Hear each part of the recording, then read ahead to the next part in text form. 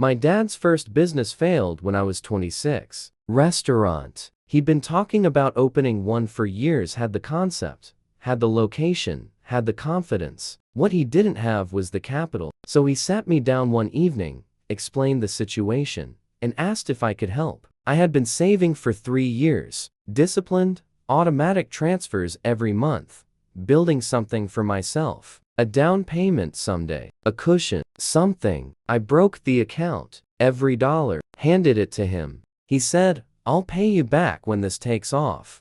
It didn't take off. 18 months later, the restaurant was closed. No payback conversation ever happened. I didn't push it. He was my dad. He was embarrassed. And I told myself this is just what you do for family. My dad's second business failed when I was 29. Different concept this time. Import or export, something with wholesale goods. He came to me again. Same conversation, different kitchen table. I had rebuilt my savings by then. Slower this time, more carefully, because I knew now how fragile it could be. 3 years of rebuilding. I broke the account again. This time, my mom was in the room when he asked. She nodded at me like it was the obvious thing to do. Like of course. Like there was never any other answer. I told myself this is the last time. I really believed that. My dad's third business started when I was 32. Some kind of franchise opportunity. He was excited about it. More excited than the other times. Which in retrospect was a sign. He called me on a Sunday afternoon. Started with small talk, which he never did.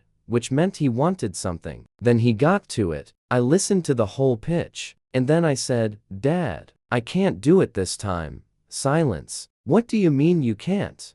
"I mean, can't. I've given you everything I had twice. I need to keep this." More silence. Then his voice changed. "I can't believe I'm hearing this. After everything we've done for you. What kind of son are you? What kind of son are you?" I sat with that sentence for a moment. 3 years of savings, gone. Then 3 more years, gone. A decade of my financial life handed over with both hands. And the response to finally saying no was, "What kind of son are you?" I said, "I'm the kind that's done."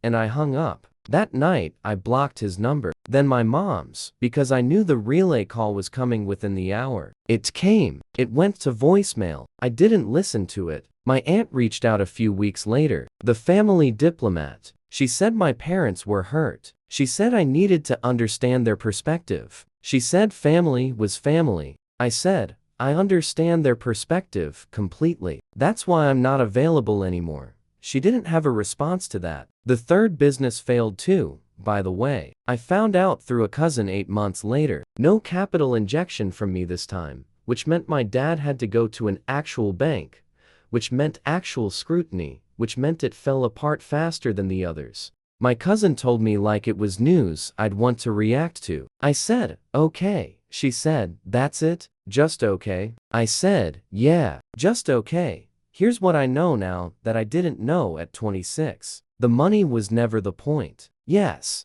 it was real money, real savings, real years of my life. But what really cost me wasn't the dollars. It was believing, for 6 years, that the way to be a good son was to have no limit. That the correct answer was always yes. That saying no meant something was wrong with me. The day my dad said, "What kind of son are you?" he thought he was shaming me into compliance. What he actually did was answer a question I'd been asking myself for years. The kind of son I am is the kind who finally said no, and that was the right answer.